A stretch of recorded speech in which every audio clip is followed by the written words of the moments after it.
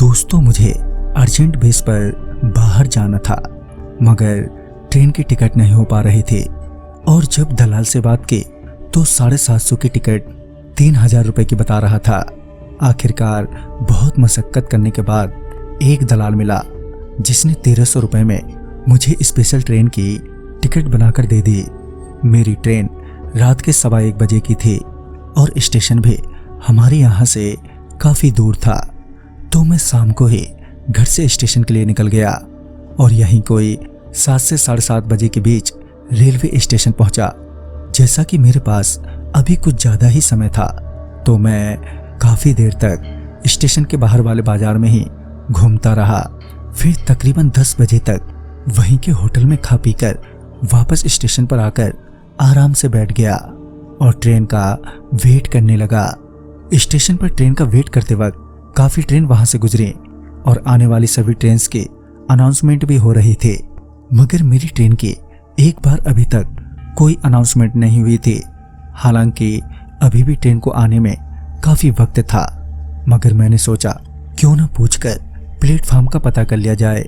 लिहाजन मैं inquiry window पर पहुंचा और अपने ट्रेन का नाम बताते हुए बोला, सर ये ट्रेन कौन से प्लेटफार्म पर आएगी? इस पर वो बोला, सॉरी इस नंबर और नाम की कोई ट्रेन नहीं है। ये सुनकर तो मेरा माथा एकदम से गर्म हो गया था। इससे पहले मैं उससे कुछ कहता कि वो आदमी विंडो से उठकर कहीं और चला गया। फिर मैंने तुरंत ही दलाल को फ़ोन किया जिसने मेरी टिकट बनाई थी। जब उससे बात हुई तो वो बोला, अरे भाई साहब, आपको किसी ने गलत जानकारी दे दी है। पिछले 5 सालों से इसी काम में हूँ। पैसा लेकर धोखा देने वाला हमारा काम नहीं है। आप वेट करो, ट्रेन वहीं आएगी, वो भी प्लेटफार्म नंबर 3 पर। जिस तरह से वो आदमी मुझे आश्वासन दे रहा था उससे तो यही लग रहा था कि वो सही बोल रहा है। लिहाजन मैं प्लेटफार्म नंबर 3 पर जाकर बैठ गया और ट्रेन के आने का वेट करने लगा। 10 से 11 बजे, 11 से 12 और फिर 1 और फिर कुछ ही मिनट बाकी थे 1:15 बजने में। मगर हैरान की बात तो ये थी कि अभी भी रेलवे स्टेशन पर मेरी ट्रेन को लेकर किसी तरह की अनाउंसमेंट नहीं हुई थी, जिससे मेरी थोड़ी टेंशन बढ़ गई थी।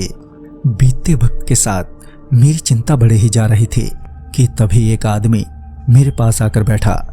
कुछ देर उस आदमी को घूरने के बाद मैंने पूछा, भाई साहब आप किस ट्रेन का वेट कर रहे हैं? इस पर उस आदमी ने पहले तो मेरी ओर देखा, फिर जब उसने ट्रेन का नाम लिया तो मेरी सारी टेंशन अचानक ही खत्म हो गई।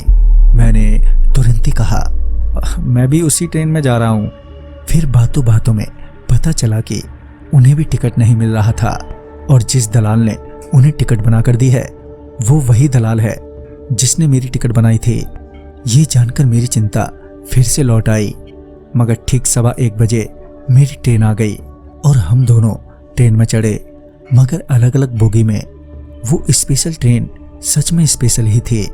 वो अंदर से बिल्कुल चमकती हुई, यानी बहुत ही अच्छी कंडीशन में थी।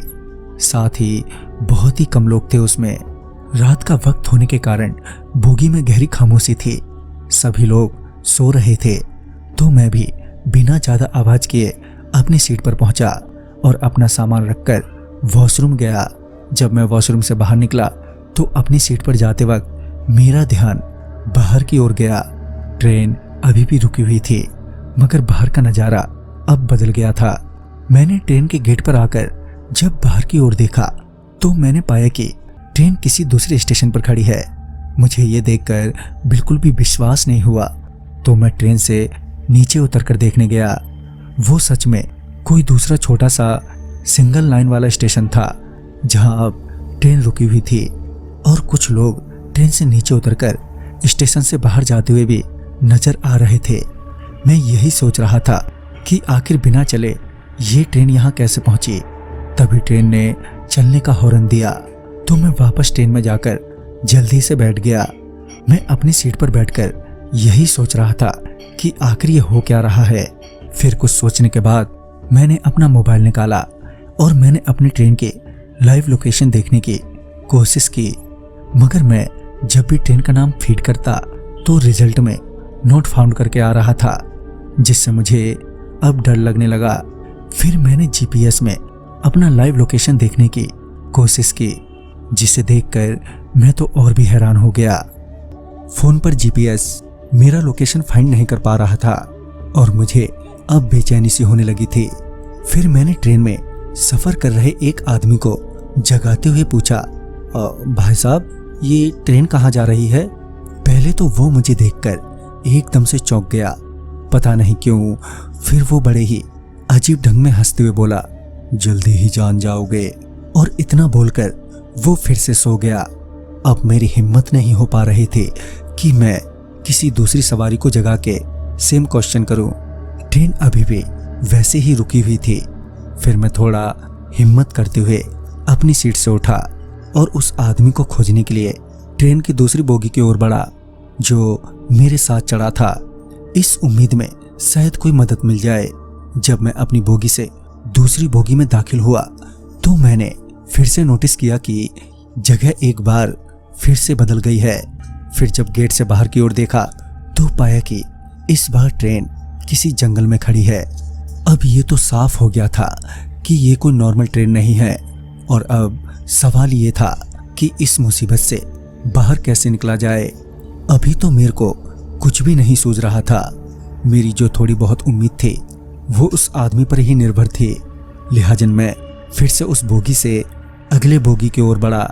बोगी से गुजरते वक्त एक बात तो मुझे और ज्यादा ही अजीब लगी। वो थी कि हर बोगी में सिर्फ 13 ही लोग थे। मेरी बोगी में भी मुझे लगा कि सिर्फ 13 ही जने थे। खैर जब मैं अगले बोगी में पहुंचा तो फिर से एक बार जगह बदल गई थी। इस बार ट्रेन के दोनों तरफ खेत ही खेत थे। मैं आगे बढ़ ही रहा था कि मुझे किसी की जोर की आवाज सुनाई दी। ट्रेन से झांक कर देखा तो पाया कि 2 रेलवे पुलिस वाले एक आदमी का कॉलर पकड़कर खींचते हुए ट्रेन की ओर ला रहे हैं। रेलवे पुलिस वाला उस आदमी पर चिल्लाता हुआ बोल रहा था, तेरी इतनी हिम्मत कि तू ट्रेन की चेन खींचकर भागेगा। जब वो लोग करीब आए तो मैंने पाया कि वो आदमी जिसे पुलिस वाले पकड़कर ला रहे थे तो वो वही आदमी था जिसे मैं ढूंढ रहा था। वो रेलवे पुलिस वाले उसे वापस ट्रेन में लेकर आ गए। वो लोग अगली बोगी में चढ़े थे तो मैं दौड़कर उस बोगी की ओर बढ़ा। जब मैं उस बोगी में पहुंचा तो पाया कि वो आदमी वहीं चुपचाप बैठा है। मैं उसके पास जाते हुए बोला, ये कैसी ट्रेन में चढ़ गए हम लोग? उसने मेरी आवाज सुनकर अपना सर ऊपर उठाया और उसके चेहरे से साफ जाहिर था कि वो भी मेरी तरह डरा सहमा हुआ है। वो मुझे देखते ही एकदम से रोने लगा। इससे पहले मैं उस आदमी से कुछ बात करता कि ट्रेन की विंडो से बहुत तेज की रोशनी आने लगी। विंडो से बाहर की ओर देखा तो पाया कि कोई बड़ा सा स्टेशन है। मैं तुरंत ही ट्रेन से नीचे उतरा और देखा कि स्टेशन काफी बड़ा है, मगर वो स्टेशन पूरा सुनसान था। फिर मेरी नजर कंबल ओढ़े हुए एक आदमी पर पड़ी। मैं उस आदमी को देखकर दौड़कर उसके पास गया और पूछा, ये कौन सा स्टेशन है? तो इस पर उस आदमी ने बड़े ही अजीब सी आवाज में बोला, नाड़ा। पहले तो मुझे समझ में नहीं आया कि वो क्या बोला। मैंने जब दोबारा पूछा तो इस बार उसने एक और इशारा करते हुए कहा, नाड़ा। जब मैंने उस ओर देखा तो पाया कि वहां रेलवे स्टेशन का बोर्ड लगा है जिस पर लिखा है इनाड़ा जंक्शन। मैंने आज से पहले कभी ये नाम नहीं सुना था। मैंने फिर से फोन निकाला और गूगल पर मैंने टाइप किया इनाड़ा जंक्शन, तो फिर से कुछ नहीं आया। मैं अभी मोबाइल पर दोबारा सर्च कर ही रहा था कि ट्रेन ने चलने की हॉर्न दे दी, मगर इस बार मुझे कोई जल्दी नहीं थी क्योंकि मुझे पता था ट्रेन कहीं नहीं जाएगी। ट्रेन ने एक बार फिर से हॉर्न दी, मगर मैंने फिर से अनसुना कर दिया। कुछ देर बाद जब मोबाइल से कुछ पता नहीं चला तो मैं वापस ट्रेन की तरफ मुड़ा। जैसे ही मैं मुड़ा तो मैंने देखा कि अब वहां पर वो ट्रेन नहीं है। मैं स्टेशन पर हर जगह घूमा मगर पूरा स्टेशन ही खाली पड़ा था, वहां कोई भी नहीं था। मैं स्टेशन के मेन एंट्रेंस पर खड़ा अपनी किस्मत को कोसी रहा था कि मुझे एक आवाज आई। मैंने तुरंत ही रेलवे स्टेशन से बाहर जाकर देखा तो पाया कि एक बस आकर लगी है। मैं बस में चढ़ा तो बस में बहुत ज्यादा ठंड थी। मैं एक सीट पर बैठते हुए कंडक्टर को आवाज देते हुए अपने पास बुलाया और पूछा, भैया ये बस कहाँ जाएगी और ये कौन सी जगह है? इस पर बस का कंडक्टर उसी सवारी की तरह अजीब ढंग से मुस्कुराते हुए बोला, कुछ देर में खुद जान जाओगे। ये बोलकर वो वापस अपनी सीट पर जाकर बैठ गया। जब मैंने कांपते हुए बस में एक नजर घुमाई तो पाया कि उसमें भी 13 ही सवारी हैं और सभी ने लाल चादर ओढ़ रखी है। मैं बस में बैठा यही सोच रहा था कि मैं किस मुसीबत में पड़ गया हूँ कि तभी मेरे फोन की रिंग बजी। जब फोन देखा तो फोन ऑफिस से आ रहा था। मैंने फोन उठाया। फोन पर मेरा मैनेजर था जो बोल रहा था, अरे भाई तरुण, 1 बजने को है, तुम अब तक आए नहीं? पता है ना कितना इंपॉर्टेंट मीटिंग है आज। इस पर मैंने कहा, मैं तो कल सुबह पहुंचूंगा ना सर, अभी तो रात का वक्त है। मैंने इतना कहा ही था कि फोन अपने आप ही कट गया। मैंने इधर से कॉल लगाने की बहुत ही कोशिश की मगर कोई फायदा नहीं हुआ। फोन रखते वक्त जब मैंने फोन पर ध्यान दिया तो फोन में कल का डेट दिखा रहा था और टाइम दोपहर के 1 बजे की। ये देखकर मैं तो पागल सा ही हो गया था। यहाँ अभी तक सुबह भी नहीं हुई थी और फोन के हिसाब से डेट और टाइम सब बदल चुका था। मैं तो यही सोचकर बैठा था कि सुबह होते ही कुछ न कुछ रास्ता मिल ही जाएगा मगर सुबह ही नहीं हो रही थी। मैं अपनी सीट पर बैठा रो ही रहा था कि मैंने ध्यान दिया कि बस की सभी सवारियां उतर चुकी हैं और हम अब बस में सिर्फ 3 लोग ही बचे हैं और बस वापस मुड़ गई है कि तभी बस रुकी और कंडक्टर ने मुझे बस से उतरने का इशारा किया। बाहर बहुत ही अंधेरा था, दूर दूर तक खेत ही खेत थे। मैं बस से वहां उतरना तो नहीं चाहता था मगर ना चाहते हुए भी मुझे वहां उतरना पड़ा। मैं अभी बस से उतरा ही था कि मुझे ट्रेन की हॉर्न बहुत जोर से सुनाई दी मगर आसपास कोई ट्रेन या रेलवे ट्रैक नजर नहीं आ रहा था। मैं यही सोच रहा था कि मैं क्या करूं अब कि तभी 2 लोगों ने मुझे पीछे से पकड़ लिया और चिल्लाते हुए बोले, अरे फिर से ट्रेन की चेन खींचकर भागे जा रहे हो। मैंने जब उनकी ओर देखा तो पाया कि वो दोनों वही रेलवे पुलिस वाले हैं जो उस वक्त उस आदमी को खींचकर ट्रेन में ले जा रहे थे। फिर सामने देखा तो वही ट्रेन सामने खड़ी थी। वो दोनों मुझे खींचते हुए उस ट्रेन में ले गए और मेरे को मेरी बोगी में छोड़कर वहां से चले गए। मैं घूम फिरकर वापस इसी ट्रेन में आ गया था। मुझे अब ऐसा लगने लगा था कि अब मेरी जिंदगी का सफर इसी ट्रेन में खत्म हो जाएगा। कुछ देर तक यूं ही बैठने के बाद मैंने सोचा कि उस आदमी से जाकर मिल लूं जो मेरे साथ चढ़ा था। लेकिन जब मैं उस बोगी में पहुंचा तो उस बोगी में अब कोई भी नहीं था। पूरी बोगी खाली ही थी। मैं ये देखकर हैरान हो गया और मैंने अपनी तसल्ली के लिए ट्रेन के कुछ अगले डिब्बों में जाकर भी देखा तो पाया कि उन डिब्बों में भी 13 सवारी या फिर पूरी बोगी खाली ही है। मतलब कि एक बोगी की सारी सवारियां किसी एक ही जगह उतरती हैं, जैसे इनाड़ा जंक्शन पर उतरे थे। मतलब कि मेरी बोगी के यात्री भी किसी स्टेशन पर उतरेंगे, वो भी 13 के 13 लोग। मैं वापस अपनी बोगी में आकर उस स्टेशन का वेट करने लगा जहां हम सारे उतरने वाले थे। मगर अभी भी रात ही थी, जबकि काफी लंबा समय अब बीत चुका था। मुझे ट्रेन में चढ़े मैं थका हारा अपनी सीट पर लेटे सो गया। फिर किसी ने मुझे जगाते हुए कहा, अरे भाई कितना सोओगे, अपना स्टेशन आ गया है, चलो चलो अपना सामान उठाओ। मैंने खिड़की से झांका तो देखा कि ट्रेन किसी स्टेशन पर है और बाहर काफी भीड़ भाड़ भी थी।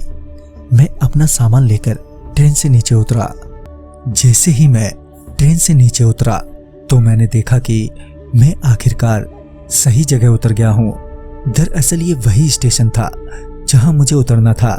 मैं झटपट अपना सामान लिए स्टेशन से बाहर जाने लगा कि तभी उन 12 सवारियों में से एक ने कहा, कहाँ जा रहे हो, हमें इधर जाना है। अब मुझे उनकी जरा सी भी बात नहीं सुननी थी। मैं बिना कुछ बोले ही स्टेशन से बाहर आया। स्टेशन के बाहर कोई हलचल नहीं थी। ऐसा लग रहा था कि ये कोई दूसरी दुनिया है। जब मैं स्टेशन से निकलकर कुछ दूर आया तो मुझे एक ऑटो वाला दिखाई दिया। मैंने ऑटो वाले को अपना एड्रेस बताते हुए कहा, कितना लोगे भैया? इस पर वो बोला, जितना हो उतना दे देना। मुझे भी काफी जल्दी थी तो मैं ज्यादा बिना सोचे ही ऑटो में बैठ गया। मेरा फोन अब तक डेड हो गया था, मगर सुकून इस बात का था कि अब मैं घर पहुंच जाऊंगा। मुझे नींद भी आने लगी थी। पता नहीं मैं पिछले कितने घंटों से ऐसे ही जागता रहा। मेरी जल्दी ही ऑटो में आंख लग गई और जब मेरी आंख खुली तो मैं किसी बस में उन बाकी के 12 सवारियों के साथ था। ये देखकर मैं अपने आपे से बाहर हो गया था और चिल्लाते हुए बोला, कौन हो तुम लोग हैं? मुझे कहाँ ले जा रहे हो? मगर मेरे लाख चीखने चिल्लाने के बावजूद भी बस में बैठे वो 12 सवारियां या फिर बस का ड्राइवर और कंडक्टर कुछ नहीं बोला और अंत में थक हार कर मैं वहीं बैठ गया और मायूस होकर रोने लगा। मुझे रोता देख उन 12 सवारियों में से एक ने कहा, वैसे तो इनसे बचना आसान नहीं है, मगर तुम एक कोशिश कर सकते हो। थोड़ी देर में ये बस एक सुरंग से गुजरेगी जिसमें बहुत तेज रोशनी होगी। तुम किसी तरह बस से उतर जाना और बिना पीछे पलटे ही भागते ही रहना जब तक कि तुम्हें आसमान में सूरज न दिख जाए। सूरज के दिखते ही तुम इनसे आजाद हो जाओगे, मगर हमेशा के लिए नहीं। ये लोग तुम्हें फिर से ऐसे ही फंसाने की कोशिश करेंगे और अगर तुम दूसरी बार फंस गए तो तुम्हारा बहुत ही बुरा हाल करेंगे, जैसा मेरा किया है। इस पर मैंने उससे पूछा, क्या किया तुम्हारे साथ? तो उसने अपना लाल कंबल हटाया तो मैं उसे देखकर अपनी सीट से नीचे गिर पड़ा। दरअसल उसके शरीर का आधे से ज्यादा मांस गायब था। उसके चेहरे और शरीर की बहुत सारी हड्डियां साफ साफ नजर आ रही थी। मैंने किसी तरह अपने आप को संभाला और उस रोशनी वाली सुरंग का वेट करने लगा। अचानक ही पूरी बस में आंख चौंधिया देने वाली रोशनी छा गई। मैं तुरंत ही बस से नीचे उतरकर तेजी से भागने लगा। भागते भागते जब रोशनी कम हुई और आसमान में सूरज दिखने लगा तो मैं थोड़ा धीमा हुआ और तभी मुझे सूरज दिखाई पड़ा और सूरज के दिखते ही मुझे बहुत राहत मिली और मैंने राहत की सांस ली। थोड़ी देर वहीं बैठने के बाद मैं वहां से अपने घर पहुंचा। मुझे पता नहीं ये क्या था और मैं किस मुसीबत में पड़ गया था और ना ही मैं कभी जानना भी चाहूंगा। बस डर इस बात का है कि उस सवारी के अनुसार वो लोग फिर से मुझे अपने जाल में फंसाने की कोशिश करेंगे, मगर कब, कहां और कैसे ये पता नहीं। पर मैं अब काफी सतर्क रहता हूं, मगर अभी तक तो सब ठीक ठाक है, पर आगे का पता नहीं कि कब क्या हो जाए। तो दोस्तों, इस कहानी में बस इतना ही। कहानी आपको पसंद आई हो तो लाइक शेयर करें और साथ ही हमें कमेंट बॉक्स में जरूर बताएं।